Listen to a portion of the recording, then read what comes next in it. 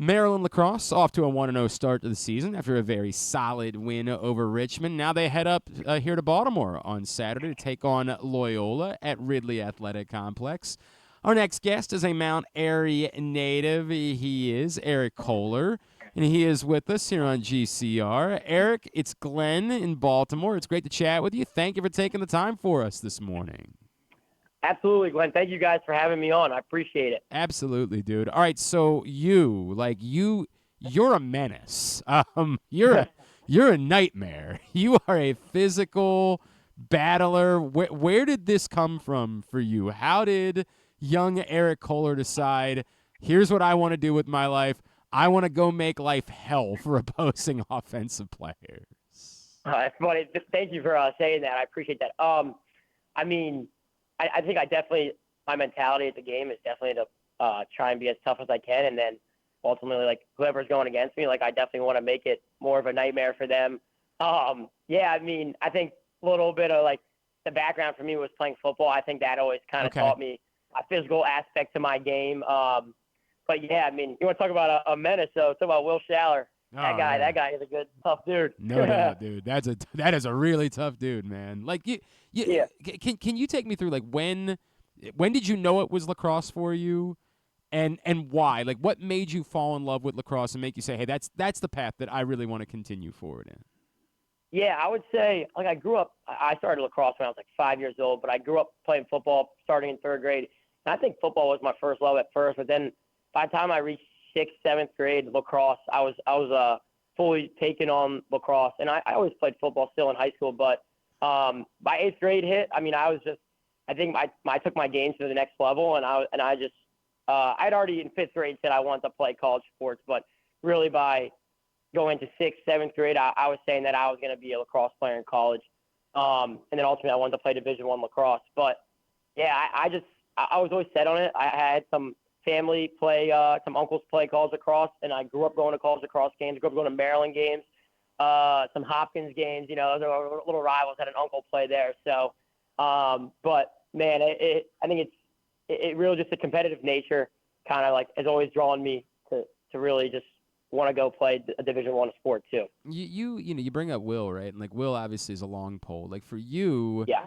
As a short pole, right? Like what is does it take a different level of psychopath? Like does it take a different level of or was it more fun for you to be more of a defensive midfielder? Did you say like in your heart like actually I kind of really like the idea, and we've seen you score goals clearly. Like we know that you're capable of doing it.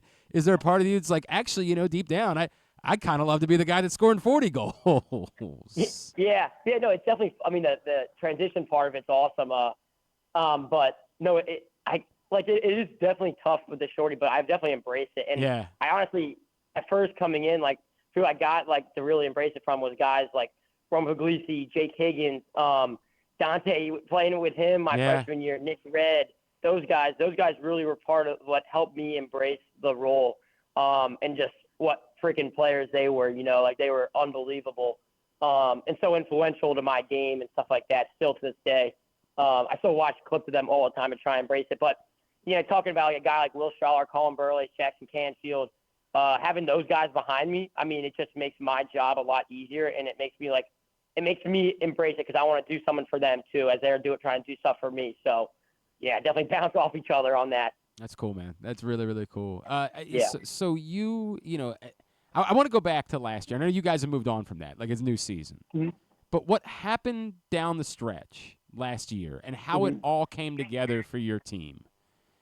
Was there a part of you that said, like, well, one, where was this? Like, why were? But like, was it part of you that when it got to the end of the season, you said, okay, if this is what we did now, like we know, and I know it's not the entire group back, including some key guys, but we know this is what we're capable of doing, and this is the expectation we have going into next year. Yeah. We, I mean, starting with that Princeton game, like Jesse Bernhardt, he's a master class at his game. He's the best defensive coach. He's so smart. He knows his players, so he knows us. He knows what we can do, and just the plans he put out for that, and we were able to execute, which was really cool to see. But man, yeah, starting with the Princeton game, like after that, like we were just like, we can do whatever it takes. We can Yeah. do whatever. We can go all the way. And that really just, after putting on a performance like that, it really took our motivation, and riding off a hot Luke Weirman and Logan McNaney. Man, we took in the Duke full head of steam. We were like, we can beat anybody. And then went to Duke, and then Virginia, and obviously a tough one at Notre Dame. But we were very motivated. And I just felt like we had an extra like sort of boost after that Princeton game. So. I mean, it paid off, right? Like, Yeah. you know, I know you guys would have liked to have won the last one. Like, I understand that, but still, Yeah. it was a hell of a run. We're chatting with Eric Kolar, Maryland, coming to play Loyola Saturday here at Ridley Athletic Complex in Baltimore. You mentioned, of course, those two key guys who were both brilliant. I know Logan's back this year, but Luke being gone. The guys that you saw, and Sean and Shay on Saturday, the job that they did. How confident do you kind of find yourself saying, like, yeah, maybe they're not Luke because, like, Luke's one of one, but, like, we're going to be okay in that department? Yeah, no, absolutely. I have my full confidence in them. Playing a whole fall with those guys, playing all of last year with those guys, like, in the fall, and then even the spring, just practice and stuff like that, like, those are my guys. I wouldn't trade them for the world. Like, the guys that we have, I will go to battle with. I wouldn't trade a single dude. And yeah, Luke Weirman, he was one of a kind. He was one of the best face-up guys to ever play the game. And you could ask Luke who he's confident in, he would tell you those guys too. And I'm ready to roll out with them any day of the week against anybody. So I don't, those are my guys. I mean, look, obviously the guys got the job done and set the tone clearly in what was an emphatic win. Yes, sir, yeah. These early season games, like knowing that you guys intend to be playing deep into the year. I'll even bring it up, right? Like the last time, and I know you weren't a big part of the team at that point, but like, the last time you guys played at Loyola a couple years ago, and it didn't go your way. Is it ever tough when you're a Maryland lacrosse player to be as up for February games? Do you have to, like, you know, go rally the guys a little bit more and say, like, hey, we want to be up for these games too? Do you have to do a little bit of that because we know the focus is so much on May and winning national championships there? Yeah, I think we actually do a really good job here of, like, getting up for no matter who we're playing against, you know, like whether it was like 2 years going to play Albany, going to play Loyola, like, you know, whoever it is. Because I think also, like, whoever coach is putting on our schedule is usually always good. That's like why I always say we have like the hardest schedule, and coaches do such a good job at that. You know, we get after each other in practice, and our scout guys do such a good job at replicating the other teams of that, and getting after us, chirping us, like all the stuff to be ready for that. And then you just go into those games like so prepared and just like almost like angry. Like I you know, that's always been like kind of the mentality, just going to those games to be just angry and ready to play. You know, like you battle all week and then you're prepared for this. I mean, I've always thought our guys do such a great job at getting up for it. We have such good leaders who get us up for those games no matter what. Like, and you know, we all do a good job at finding it. You know. You know, this is the way lacrosse is still. I don't want to say a small world, but, like, you know, there's still, everybody's connected to everybody. So every time you guys play, I'm sure there's somebody that's like, oh yeah, I've known that guy for forever. Who is it, like, on Saturday that when you see him or when you're up against him, you're gonna be like, oh yeah, that's my guy. I owe him one or something like that. Yeah, I mean, I wouldn't say there's too many. I know. I mean, some of they have some good players, like, you know, Minikis. That's one name I know who's a great player for them. Just because he had all his PLL brothers too. That's how I remember them too. Like, that's a great point. He's a phenomenal player. But that team as a whole, they're so well coached every single year. You know, battling against Loyola, like a neighboring school, like it's going to be a blast. Like I'm fired up to go up and play there again. Ridley's such an awesome complex. Such a great field. They have great and it's fans, gonna be a mob scene on Saturday too, right? Like, and I'm not. Yeah, absolutely. It's different because you guys get plenty of fans, but obviously, you know, it's a little bit different because the stadium's so big. Like this place on Saturday, I know there's some weather in the forecast, but like it'll be standing room only. Like that place will be insane on Saturday. Yeah, absolutely. They get a really good crowd. I think they do a great job at backing up their lacrosse teams, both women's and men's, and that's cool. They have that spirit. And it makes it even more exciting for us. Talk about getting up for a game, man. Like going into some enemy territory like that, nothing better than that. All right. So with all that said, I got to know a little bit more about your path because you took a little bit of the scenic route, right? Like the path from Mount Airy, Urbana, to then spending that time at the Hill School and like that program just being what it is. What did that do for you to elevate you for being ready to play, at the top of the sport when you go to a place like Maryland. Yeah, no, I owe that place all the world. I owe those teachers, the people that took care of me, like being a post-grad there. They, you're not treated much different than other students, but like you are like a post-grad, so like you do have a little bit of a different schedule. But, I was able to work out, play lacrosse every single day. They knew that I would get my school done, and then I could go and do that. The gym would be open, and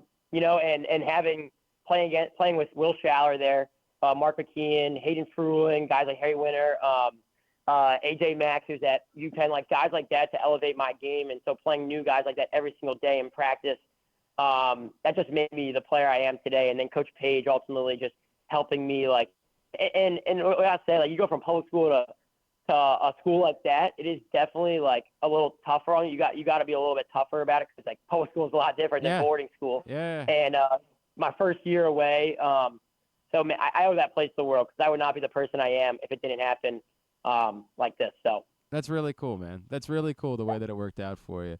I got to know, I know you're a communication major. Like, are you trying to do this? Is like this part of the plan for you moving forward? Yeah, no, I mean, I'm so open right now to figure out what I want to do.